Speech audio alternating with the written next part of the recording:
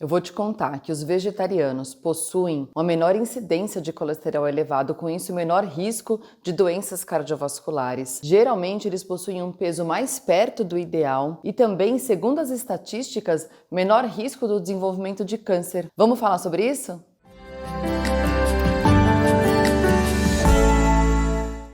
Pois é, o vegetarianismo mostra aí pra gente muitas estatísticas positivas em relação à saúde, mas a gente precisa entender sobre toda essa questão de o que é ser um bom vegetariano. Então vamos começar entendendo por que essas estatísticas em relação a colesterol e a peso são assim. Porque muitas vezes os vegetarianos ingerem uma quantidade muito maior de fibras, de frutas, de verduras, de legumes, que isso faz com que o colesterol fique mais baixo por conta do teor de fibra. Ao mesmo tempo, eles ingerem muito menos gordura saturada, que provém, na maioria das vezes, da proteína animal, das carnes. Então, como eles não consomem esse tipo de alimento, o colesterol deles também fica mais reduzido. Em relação ao menor risco do desenvolvimento do câncer, o maior consumo de folhosos, essas folhas possuem fitoquímicos, que são substâncias que só existem nelas e elas são medicinais, então elas também ajudam a prevenção aí do desenvolvimento do câncer. Mas vamos entender quais são os tipos de vegetarianismo que a gente tem. Então, vamos fazer duas subdivisões grandes. Primeiro, a gente tem o veganismo e depois a gente tem o vegetarianismo dividido ainda em algumas categorias. Vamos falar do veganismo. O veganismo é um movimento em que seus adeptos eles evitam, na medida do possível e do praticável, todo e qualquer produto que tenha relação com a crueldade ou a exploração animal. Isso não se dá só na parte da alimentação. Então, na alimentação, eles excluem as carnes, mas excluem também os ovos, os leites e os seus derivados. Mas também tem a questão do vestuário, por exemplo. Se é um vestuário que tem qualquer tipo de exploração animal, eles também não fazem o consumo desse tipo de roupa, de vestimenta. A parte de medicações também, se é uma medicação que tem qualquer tipo de correlação animal também, na medida do possível e do praticável, que aí é que entra essa parte, também eles não fazem o consumo, a opção daquele tipo de medicação. E em outras questões de produtos, etc. Então tem uma sustentabilidade, uma proteção bem intensa em relação à crueldade e à exploração dos animais. Em relação ao vegetarianismo, excluindo o veganismo dessa categoria, a gente tem três principais características. Existem várias linhas de vegetarianismo hoje em dia, mas as mais conhecidas são o ovo-lacto-vegetarianismo, aonde as pessoas adeptas a ele, eles incluem a ingestão de ovo, de leite, e eles apenas fazem a exclusão da ingestão mesmo das carnes, dessa proteína específica de carne vermelha ou carne branca. Existe o lacto-vegetarianismo, aonde se exclui a carne, se exclui o ovo, porém se mantém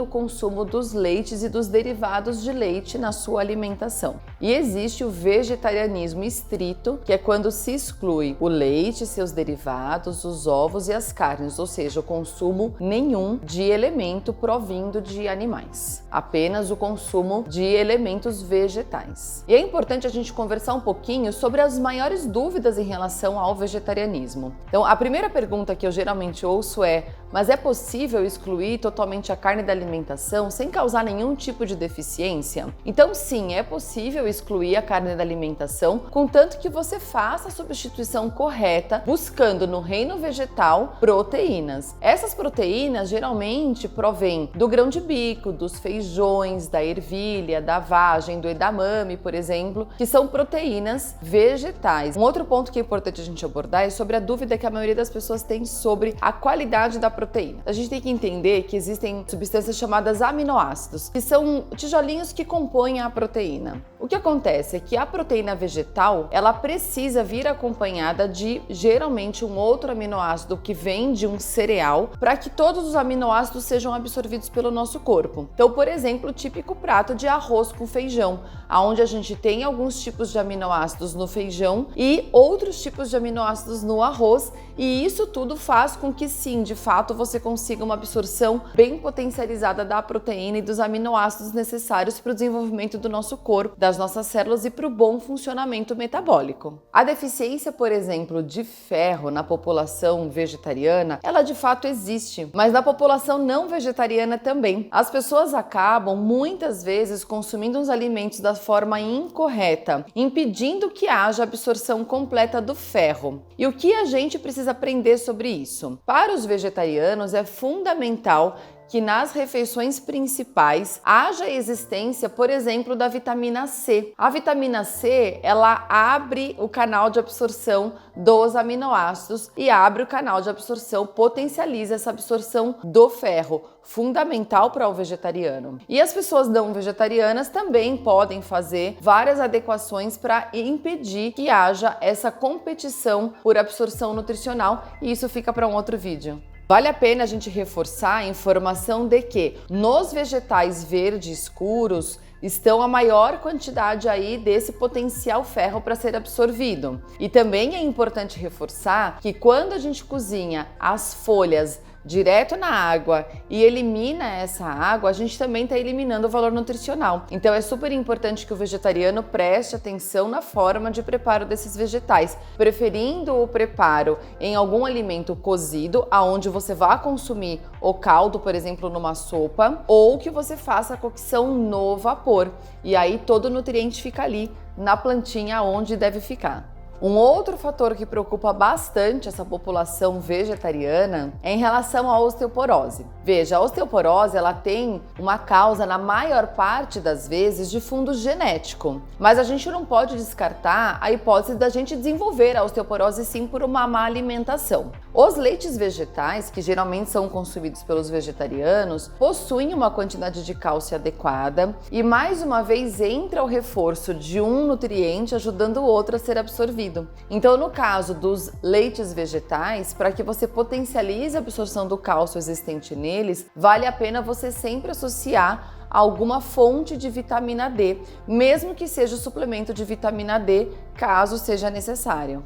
E aí a gente consegue entender que um vegetariano, tendo a sua dieta toda equilibrada, consegue sim viver com plena saúde, inclusive com os índices mostrando com o menor risco do aumento do colesterol, o menor risco de doenças cardiovasculares e também uma menor incidência do desenvolvimento de câncer. Isso é muito importante a gente levar em consideração. Mas veja, eu faço um alerta aqui sobre isso. A nossa alimentação, ela precisa sempre ser de uma forma saudável, você consumindo ou não consumindo a carne. Então, se você tem vontade de proteger os animais, mas não se sente preparado para fazer a exclusão das carnes, você não precisa fazê-las. Você sabe que existe uma campanha muito interessante chamada Segunda Sem Carne? Pois é, muitas pessoas são adeptas a esse movimento da Segunda Sem Carne, aonde a maioria das pessoas ou consomem a proteína vegetal provinda das leguminosas ou consomem um ovo no lugar da carne toda segunda-feira. Uma outra questão também importante para a gente levar em consideração é que não existe modismo e não existe uma tribo que você precisa fazer parte em relação a ser ou não ser vegetariano. Isso parte de muitas filosofias, mas acima de tudo